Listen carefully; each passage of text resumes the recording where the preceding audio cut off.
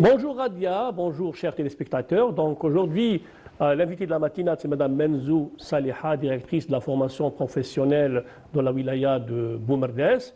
Et nous savons tous que le 8 octobre dernier, c'était la rentrée pédagogique de la formation professionnelle. Donc une rentrée sous le slogan habilitation économique et gouvernance numérique, c'est la numérisation. Est-ce que vous pouvez, en quelques mots, nous expliquer un peu cette nouvelle donne et ses objectifs? Merci pour l'invitation. Le secteur de la formation et de l'enseignement professionnel a fait sa rentrée le 8 octobre passé. Pour plus de 400 000 postes pédagogiques offerts par le secteur de la formation professionnelle. Le lancement de l'année de formation 2024-2025 a été donné par Monsieur le ministre, Monsieur Merabi Yassine, à partir de la wilaya d'Oran, et ça a fait une rentrée qui a permis à nos jeunes de rejoindre justement les postes offerts par la formation professionnelle dans les établissements de la formation, les centres de formation, les instituts spécialisés et également les instituts de l'enseignement professionnel. Donc cette rentrée, elle est un peu particulière et elle fait un peu référence à la nouveauté du secteur de la formation professionnelle en matière de numérisation, et c'est aussi en relation avec les instructions et du gouvernement en matière de numérisation de l'administration. Notre secteur par ça justement a lancé en plus de la plateforme de numérisation concernant les inscriptions, donc le Mihnati, il a également lancé la plateforme Tassir qui est en relation avec tout ce qui est gestion administrative, financière et pédagogique de la formation. Je donne quelques petits détails. Donc si on parle de la gestion pédagogique, ça veut dire c'est un peu la numérisation du dossier de l'apprenant, de l'inscription, donc à partir de la Manstat Mihnati, puis le balancement vers Tassir. Donc le dossier, ou le cursus de formation, il est géré à partir de cette plateforme. Donc il y a l'inscription en cours de formation, donc tout ce qui est groupe de formation, que ce soit par apprentissage, formation résidentielle ou les formations qualifiantes de courte durée. Et puis nous avons bien sûr la finalité de la formation qui est le diplôme. Donc ça peut être un diplôme d'État ou une attestation de qualification. Donc tout ce cursus, il est géré par Tassir, qui est, comme je l'ai dit, une plateforme de numérisation pédagogique. Et la nouveauté cette année, c'est aussi en fait ces formations sont adaptées à la vocation et la spécificité de chaque région. Oui, tout à fait. Donc on peut commencer à citer premièrement la formation dans le dessalement d'eau de mer. Donc ça c'est en relation avec la politique de notre pays en matière de la protection en ressources d'eau. Donc la wilaya toutes les wilayats ont lancé cette fois-ci, les wilayats côtières. Ouais. Donc elles ont lancé cette spécialité, en plus des autres wilayats qui ont lancé l'année passée. Par exemple, la wilaya de Boumerdès était parmi les premières wilayas qui ont lancé cette spécialité dans 2 modes de formation. Donc, on a commencé par la formation des agents d'entretien des bassins des stations d'eau de mer. Donc, c'était une formation qualifiante de 6 mois. Cette année, on l'a même élargi au dispositif de l'allocation chômage. Et puis, la formation de techniciens supérieurs dans les stations de dessalement d'eau de mer. Donc ça avance très bien et c'est en partenariat avec bien sûr le secteur économique qui sont ces entreprises de dessalement d'eau de mer. En parallèle de ça aussi, on peut peut pas sans parler de la formation des agents dans la maintenance des chemins de fer. Ça aussi, c'est en relation avec le projet de Rajbilet et également l'accès à ce site, et aussi en matière de numérisation, en matière également de formation dans l'agriculture et dans l'agroalimentaire. Donc tout est pratiquement lié à des projets, de grands projets. Je cite également le cas du projet de Béjaïa dans le site de Amizour de zinc, et aussi d'autres sites c'est-à-dire pour lesquels on est appelé à former de la main-d'œuvre qualifiée pour répondre à ce besoin qui est important dans ces sites. Ce qui traduit en quelque sorte aussi cette étroite coopération entre le ministère de l'enseignement professionnel et les autres ministères, la pêche, la culture, l'industrie. Par exemple, dans le domaine de la culture, il y a des métiers liés au cinéma, dans la pêche également. Donc, oui, tout à fait. Donc, sur les instructions de Monsieur le ministre, M. Merabi Yassine, donc, beaucoup de wilayats ont travaillé d'arrache-pied, je dirais, pour lancer certaines spécialités qui sont en relation avec les conventions cadres signées entre notre ministère et certains départements ministériels. Je cite à titre d'exemple, par exemple, le partenariat avec la pêche et l'aquaculture. Donc, pratiquement toutes les wilayats côtières, elles ont lancé dans cette spécialité en partenariat avec les chambres de la pêche et également les écoles de la pêche. Sans oublier également qu'il y a des formations de la pêche, mais dans les grands bassins, il y a même dans des wilayas de l'intérieur, ils ont lancé ces spécialités.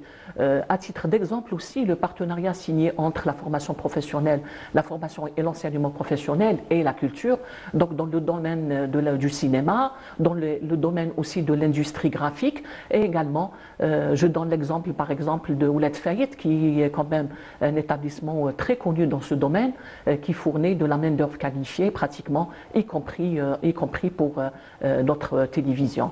Je cite également le partenariat avec la solidarité. Donc il y a tout un travail. À travers les dispositifs. Oui, par exemple, la formation de la femme au foyer, la formation en zone rurale, la formation également des catégories particulières. Donc notre ministère, il échapeaute plusieurs établissements régionaux pour la prise en charge des catégories particulières. Et on ne peut pas également parler de catégories particulières sans parler de la formation dispensée dans les milieux carcérales aussi.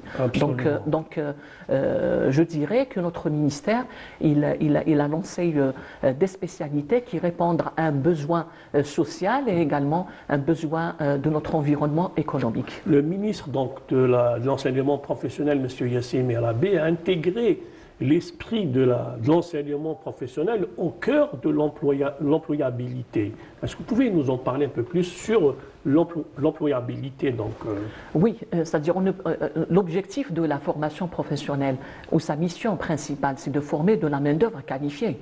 Donc cette main-d'œuvre qualifiée, elle est destinée à répondre à un besoin économique, à un besoin social et en général à un environnement qui est en plein, on dirait, en plein changement. Donc on ne peut pas, c'est-à-dire on lance des formations dans les établissements ou dans les wilayats en relation avec la demande de l'environnement économique et social de chaque établissement. Premièrement, c'est-à-dire si on regarde la préparation des plans de formation des établissements de la formation de l'enseignement professionnel, donc on commence premièrement par faire une analyse de l'environnement de chaque établissement et on prépare un plan de formation, c'est-à-dire toutes les spécialités en relation justement avec cet environnement par mode et dispositif de formation, puis on passe au niveau wilaya, donc on valide ce plan de formation à l'échelle wilaya en relation également avec les grandes entreprises de la wilaya et avec également, sans oublier, les associations et les différents groupes professionnels. Donc à partir de là, quand on valide ça au niveau de ce groupe, au niveau de chaque wilaya, on passe également à ce qu'on appelle les commissions de partenariat qui se trouvent au niveau de chaque wilaya également. Donc cette commission, les représentants des différents secteurs, également de certaines entreprises et des associations, elles donnent leur avis par rapport justement à ces plans de formation ou ce qu'on présente comme spécialité.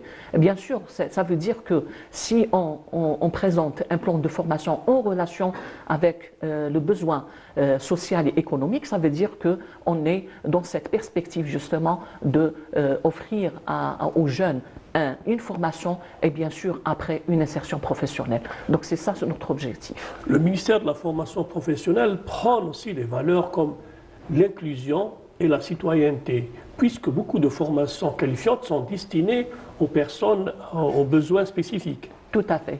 Donc, en plus des modes de formation, ça veut dire la formation présentielle, la formation par apprentissage, la formation à distance et également l'enseignement professionnel, nous avons créé au niveau de notre ministère des dispositifs de formation professionnelle. Dans ces dispositifs, il y a un dispositif qui est spécial destiné aux catégories particulières. Donc, dans ce dispositif, nous avons ce qu'on appelle la formation diplômante. Donc, elle est destinée aux personnes à petits problèmes de santé, on dira, et des formations également qualifiantes. Dans la majorité du temps, donc les formations diplômantes, on les fait dans des centres spécialisés des catégories particulières qui sont au nombre de 6 à l'échelle nationale. Et nous avons au niveau de Boumerdès un centre au niveau de Corso. Et les formations qualifiantes, on les fait avec les associations qui prennent en charge certaines difficultés de nos enfants en matière de formation, surtout trisomie. Il y a pas mal de ce genre de soucis de santé que nous avons avec nos enfants. Mais également, nous avons pratiquement dans toutes les sections résidentielles ou par apprentissage des jeunes qui viennent, même avec un problème, un handicap physique, on les intègre justement dans des sections qui sont ordinaires. Ils sont là avec les autres jeunes pour suivre leur formation avec aucune contrainte. Et nous essayons également d'adapter le matériel à l'handicap. Je cite à titre d'exemple, par exemple, un bijoutier qui est sur chaise roulante. On peut facilement lui préparer une table spécialement par rapport à son handicap, c'est-à-dire transformer cette table pour qu'elle soit adaptée à son handicap. Ça, c'est un petit exemple qui est répété dans beaucoup de spécialités et beaucoup de branches professionnelles.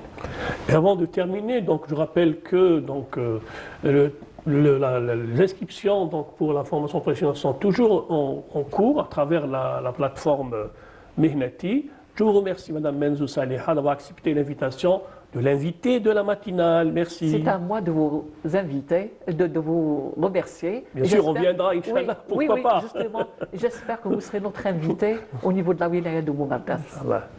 Merci.